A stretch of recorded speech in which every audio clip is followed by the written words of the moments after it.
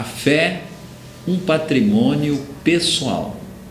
Esse é o tema da mensagem do nosso programa de hoje, que eu espero que te abençoe muito. E nessa mensagem nós estamos falando sobre a importância da fé na vida do ser humano. A fé é fundamental. Nós precisamos crer em algo e em algo maior do que nós, e precisamos crer em algo que seja bênção para as nossas vidas, algo que traga esperança, algo que traga alegria, algo que traga boas perspectivas para a nossa vida, para a nossa casa, para as pessoas que nós amamos, para a nossa família, algo que nos dê motivo para lutarmos, para acordarmos todos os dias e levantarmos e irmos à luta e enfrentarmos as batalhas da vida, do dia a dia da nossa vida, da nossa existência, e com força, com confiança, com convicção. Então, você vai ter essa mensagem hoje. A fé é um patrimônio pessoal, e eu espero que essa palavra te abençoe muito, que você possa receber aí aquilo que Deus tem para você. Quer te dizer que Deus te ama muito, que Deus tem um propósito para a sua vida. Meu querido, minha querida, você não é um acidente, você nasceu porque Deus desejou o seu nascimento, e Deus te ama, e Deus quer coisas maravilhosas para você. Volte o seu coração para Deus e deixa Deus agir na sua vida, na sua casa e na sua família, e você vai experimentar tudo que Ele tem para você. Nosso programa segue, você vai ter aí nossas chamadas e a mensagem. Daqui a pouco eu volto para o nosso momento da fé, o nosso momento da oração.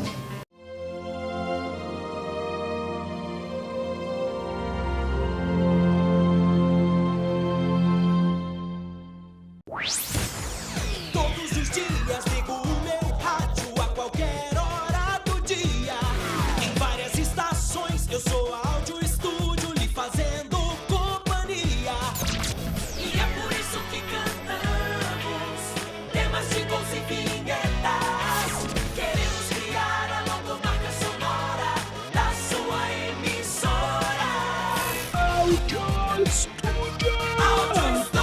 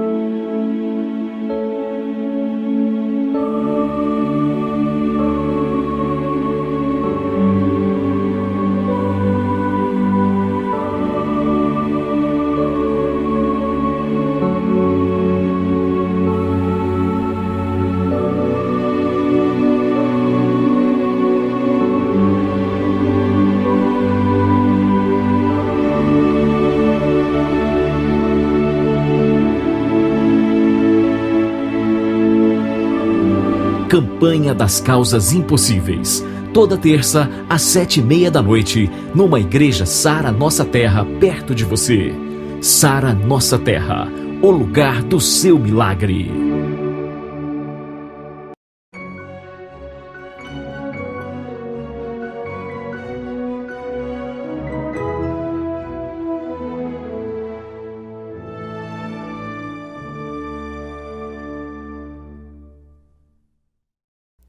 Eu quero ministrar para você nessa noite sobre a fé. E o tema é a fé, um patrimônio pessoal.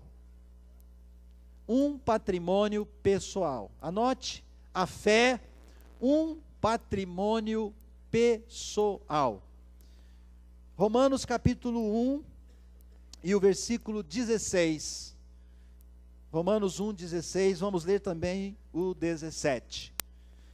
Pois não me envergonho do Evangelho, porque é o poder de Deus para a salvação de todo aquele que crê, primeiro do judeu e também do grego. Digam glória a Deus, igreja. Paulo, escrevendo aos Romanos, ele é o autor dessa epístola, inspirado pelo Espírito Santo. ele traz aqui algo maravilhoso. Ele não se envergonhava do Evangelho. Ele sabia a importância do Evangelho. Ele tinha experimentado, e ele experimentava o Evangelho na vida dele. E ele diz: eu não me envergonho do Evangelho. Por quê? Por que Paulo não se envergonhava? E por que eu e você também não devemos nos envergonhar do Evangelho? Ele responde: porque ele é o poder de Deus para a salvação. O Evangelho é o poder de Deus para a salvação. De quem? Fala assim: daquele que crê. Olha a fé. Olha a importância da fé.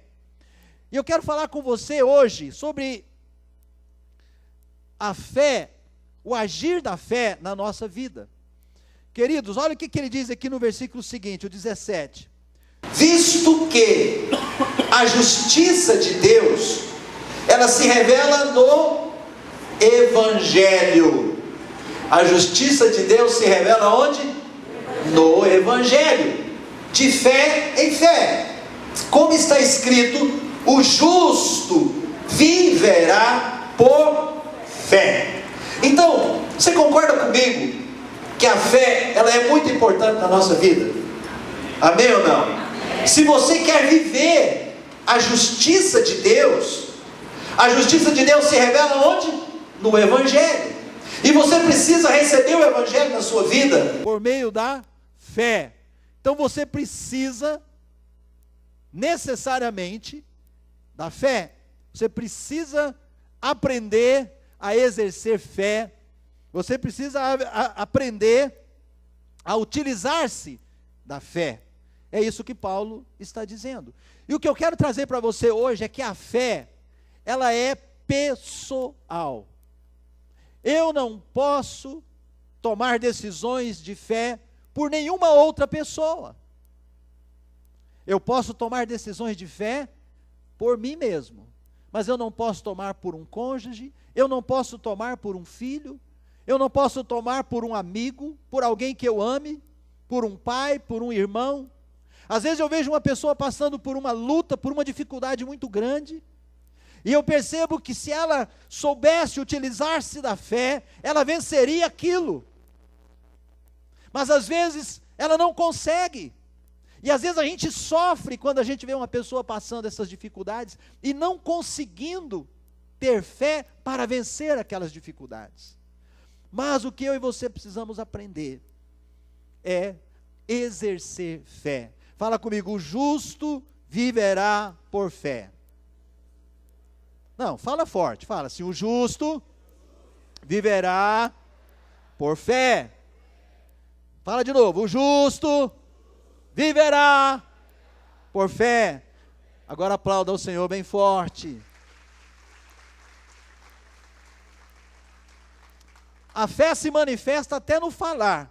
Ou eu falo com firmeza e convicção, ou eu falo assim: o justo. Que fé que é essa, meu irmão? Para onde essa fé vai te levar? Sabe para onde? Para lugar nenhum. Fé. O justo viverá pela fé. Deixa eu te dar mais um versículo muito importante, que eu quero te dar aqui em Filipenses, livro de Filipenses. Abra sua Bíblia comigo nesse livro, no capítulo 2. Digam glória a Deus. Filipenses capítulo 2, verso 12. 2:12.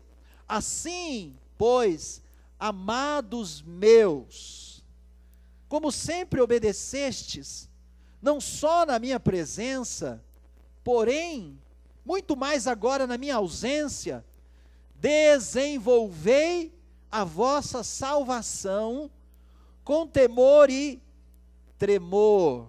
Com temor e tremor. O que é para fazer com temor e tremor? Desenvolver a nossa salvação.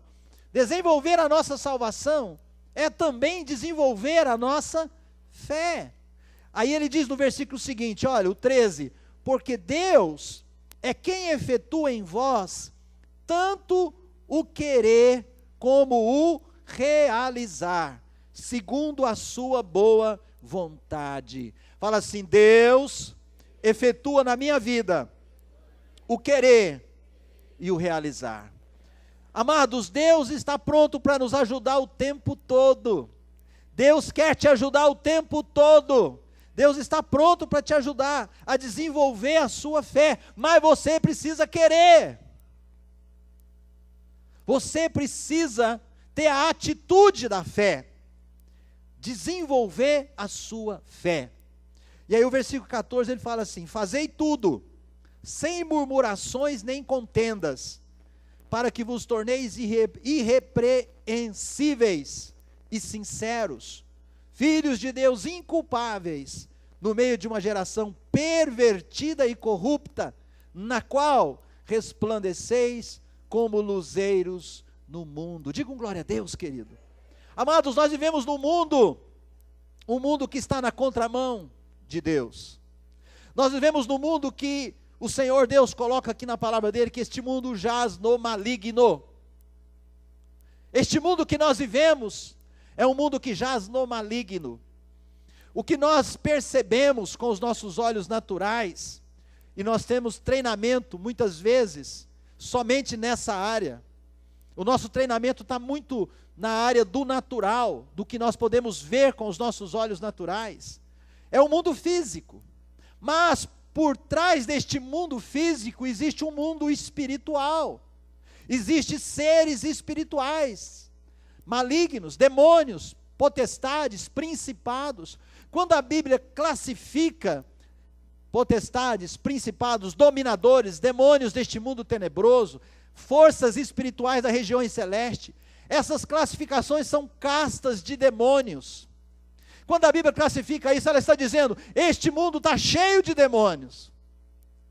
Mas a Bíblia também diz que existe anjos, arcanjos, querubins, serafins, que são seres espirituais também, do bem, de Deus, que estão aí, disponíveis da parte de Deus, para nos ajudar nas nossas guerras, nas nossas batalhas. E as nossas verdadeiras batalhas, queridos, elas são travadas nas regiões celestiais.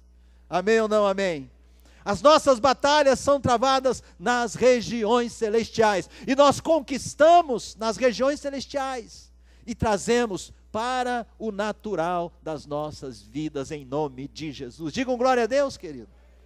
Mas você precisa ter fé para guerrear, para orar, para jejuar, para vir no culto, para vencer a inércia da vida. Você precisa aprender a exercer fé. O justo vive pela fé. O justo vive pela fé. Quem é o justo? É aquele que carrega a justiça de Deus. A justiça de Deus se revela onde? No Evangelho. Ela se revela como? De fé em fé. Quando que eu preciso exercer fé? Todos os dias, todas as horas, todos os momentos, por toda a minha vida. Eu preciso exercer fé todos os dias. Por isso eu tenho que alimentar a minha fé. Porque se é a fé que faz com que eu viva a justiça de Deus, se é a fé que faz com que eu vença as adversidades, se é a fé que me impulsiona, que não me deixa ficar acomodado, eu preciso da fé, e eu preciso ter uma fé pujante, eu preciso ter uma fé vibrante, eu preciso ter uma fé apaixonada. Digo glória a Deus, querido, se você está entendendo.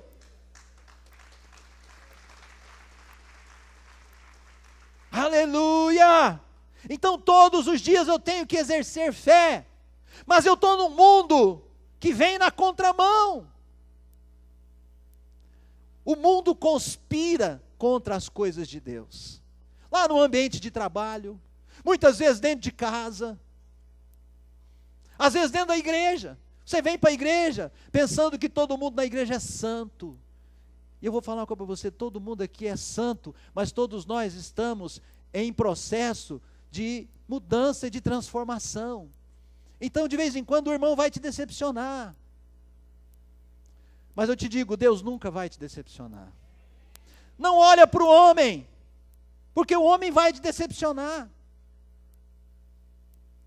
Eu vou sair da igreja porque eu decepcionei com o irmão fulano. Mas aí você não vai para nenhuma igreja mais. Ah, eu vou para outra igreja. Aí lá na outra igreja tem gente também. Vai te decepcionar também, meu querido. O que nós temos que aprender? Nós temos que aprender a lidar com as nossas decepções. Como? Com a fé. Não olha para o homem, olha para Deus. E permanece no lugar que você está. Permanece na presença de Deus. Permanece na igreja. O homem que falhar com você, perdoa. Não é isso que a Bíblia ensina? Perdoa. Um dia, nós estaremos na eternidade com Deus. Se permanecermos firmes, porque ele diz aqui, desenvolvei a vossa salvação. Meu irmão, a salvação pode ser perdida. Muita gente que tinha aceitado Jesus, que estava na igreja, se perdeu a fé, saiu da igreja, perdeu a salvação. Eu achei que nunca perdi, uma vez salvo, salvo para sempre. Aonde está escrito isso na Bíblia? Eu nunca vi isso. Aceitou Jesus, agora está salvo, agora pode fazer o que quiser. Não. Todos os dias eu preciso me manter firme na presença de Deus. O Senhor Jesus diz no Evangelho, aquele que está de pé, veja que não. Meu irmão, só pode cair quem está de pé. Quem já está caído, não tem jeito de cair mais, já está lá na lona. Então, eu quero que você entenda a importância da fé. A fé, pessoal, você não pode ter fé por ninguém, mas se você é um homem de fé, uma mulher de fé, você vai influenciar as pessoas ao seu redor com a sua fé. Porque as pessoas, elas vão olhar para você, elas vão admirar a fé que você tem. Na hora que elas estiverem passando alguma dificuldade, elas vão procurar você para serem ajudadas. E você não precisa esperar elas terem dificuldades, porque você pode convidar elas para ter a mesma fé que você tem, para servir o mesmo Deus que você serve, para estar na presença desse Deus maravilhoso que é o nosso Senhor Jesus. Nós somos chamados para falar do amor de Deus, nós somos chamados para evangelizar. Querido, isso é privilégio que Deus nos deu. Os anjos queriam este privilégio, Deus não deu para eles este privilégio. Deus deu à igreja, Deus deu a você, a mim, a nós, o privilégio de pregar o evangelho para aquele que não conhece o Senhor ainda. Diga um glória a Deus, fala obrigado, Senhor. Agora, se nós estamos num mundo difícil, de luta, de batalha, então nós precisamos trabalhar bem a nossa fé e não deixar que as circunstâncias, as dificuldades nos engulam. Muitas vezes nós falhamos, muitas vezes nós fraquejamos, e aí o diabo vem, lança as suas setas malignas sobre nós e fala, está vendo? Você não é digno do amor de Deus, você não é digno nem de estar na igreja, o que você está fazendo aqui, seu hipócrita? O diabo faz isso. Você não consegue ficar sem pecar.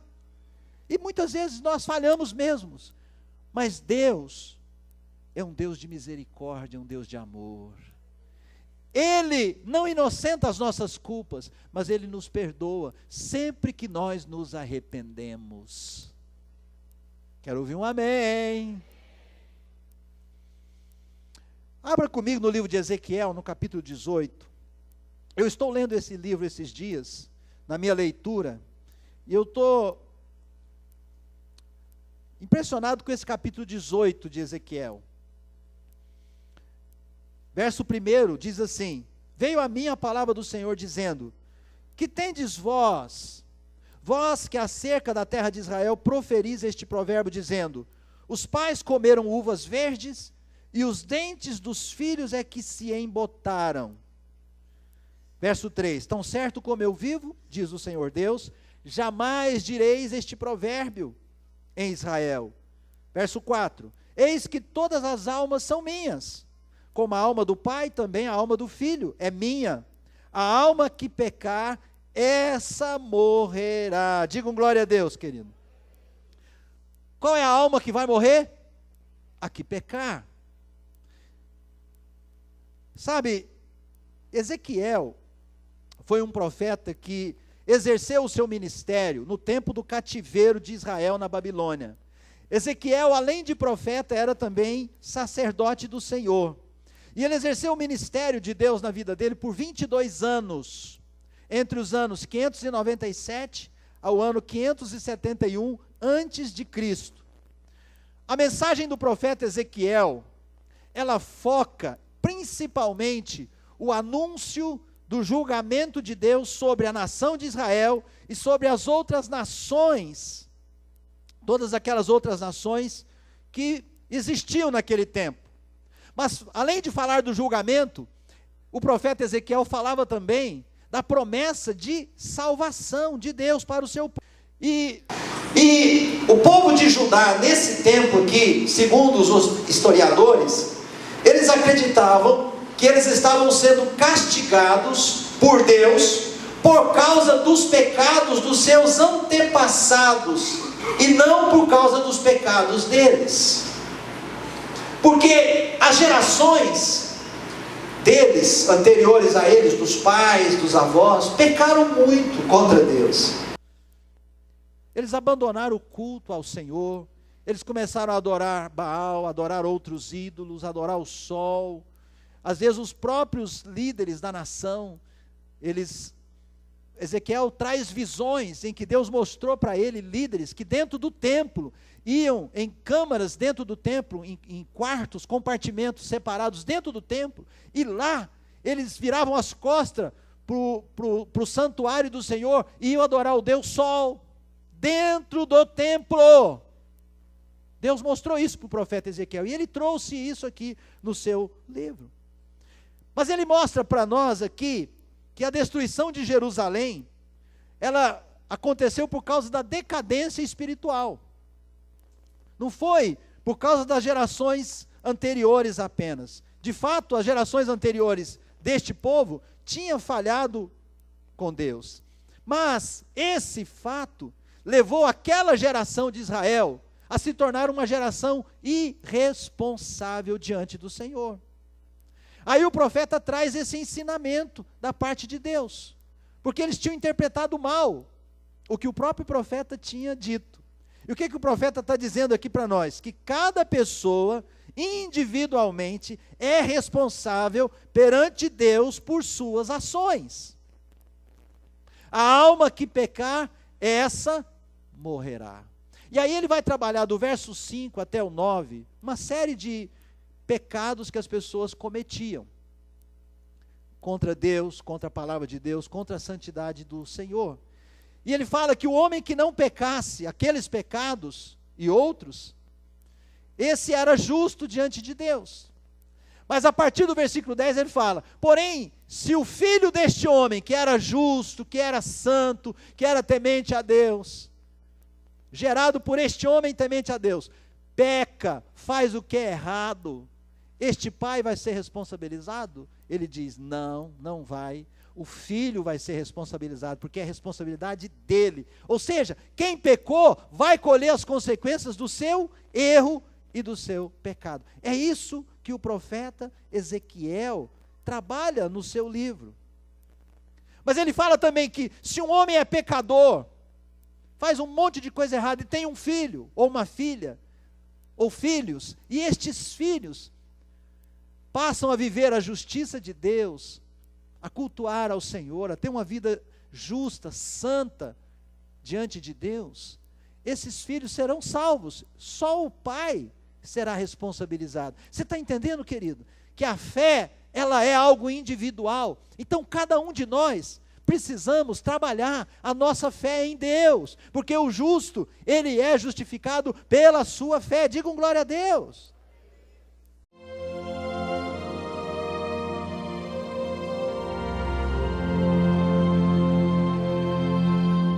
Graças a Deus, maravilha. Meu querido, minha querida, você de todo o Brasil, você aqui de Uberlândia, que participou dessa mensagem, eu espero que ela tenha abençoado você e que ela tenha despertado essa fé pujante, apaixonada, essa fé vibrante, essa fé que faz diferença na nossa vida, essa fé direcionada primeiramente para Deus, né, que nos leva a desejar todos os dias queremos ter um relacionamento com Deus, todos os dias queremos falar com Deus, estar na presença de Deus e ouvi-lo e receber dele tudo que ele tem para as nossas vidas. Mas talvez você está lutando, está passando um momento difícil, ou não sei qual é o seu momento. Mas agora, no momento da oração, no momento da fé, eu te convido para se unir comigo em oração. Vamos orar, vamos crer, vamos receber de Deus os milagres, as bênçãos, a força, a sabedoria, a graça que Ele tem para as nossas vidas. Eu te convido agora para o nosso momento da fé, o nosso momento da oração.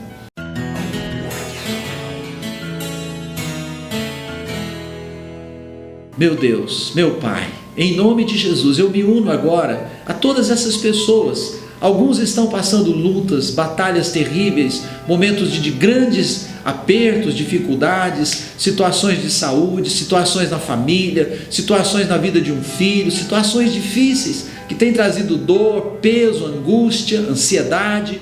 Outros, Senhor, estão bem, estão vivendo uma vida favorável, uma vida abençoada, Senhor, mas nós queremos agora nos unirmos, todos nós, na Tua presença, primeiro para agradecer ao Senhor, segundo, Senhor, queremos pedir que essa fé pujante, apaixonada, vibrante, jamais falte nas nossas vidas. Eu oro, Pai, que cada pessoa que participou desse programa de hoje comigo, possa abrir seu coração para estar na Tua presença, para vir aos cultos, para participar, meu Deus, ativamente da vida da igreja e receber tudo que o Senhor tem para as suas vidas. Pai, obrigado por este momento, obrigado pela Tua palavra que sempre nos desafia, mas também nos motiva, a Tua palavra que sempre nos abençoa, que sempre traz perspectivas boas para as nossas vidas. Obrigado, eu te agradeço por esse momento, por esse programa, por esse dia, por essa semana, em nome de Jesus, amém e amém, e graças a Deus. Meu querido, agradeça ao Senhor. Você de Uberlândia, quero convidar você para vir nos nossos cultos, quero te convidar para estar no culto da terça-feira, nosso culto de fé, de milagres, de quebra de maldições. Você é meu convidado, Deus tem um milagre para você, venha participar conosco, traga a sua família, né? Você e todos os demais cultos da igreja. Então fica aí o nosso convite aberto para você. A Sara Nossa Terra é uma igreja acolhedora, é uma igreja que se você vier aqui, você vai ser muito bem recebido. Fiquem todos com Deus, um grande abraço e até o nosso próximo programa ou aqui na nossa igreja.